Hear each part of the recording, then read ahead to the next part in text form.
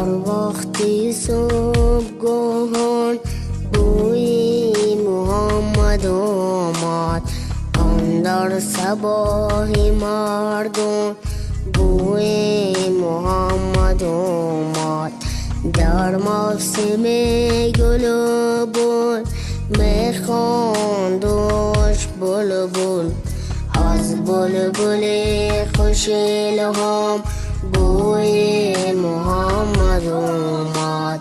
رفتم به سوی بستان، گلش شکفته دیدم، از جانب گلستان بوی محمد آمد.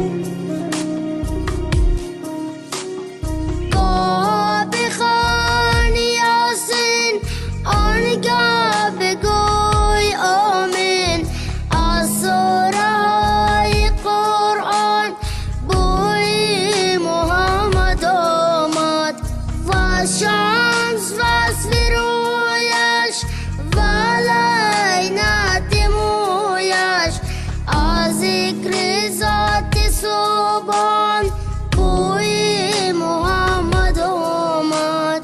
در وقت صبحگاهان بوی محمد آمد، اندر صباح مردان بوی محمد آمد.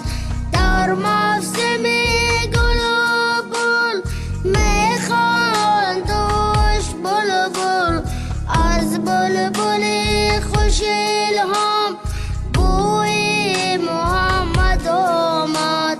رفتم به سوی بستان، گلش شکفته دیدم، از جانب گلستان بوی محمد آمد.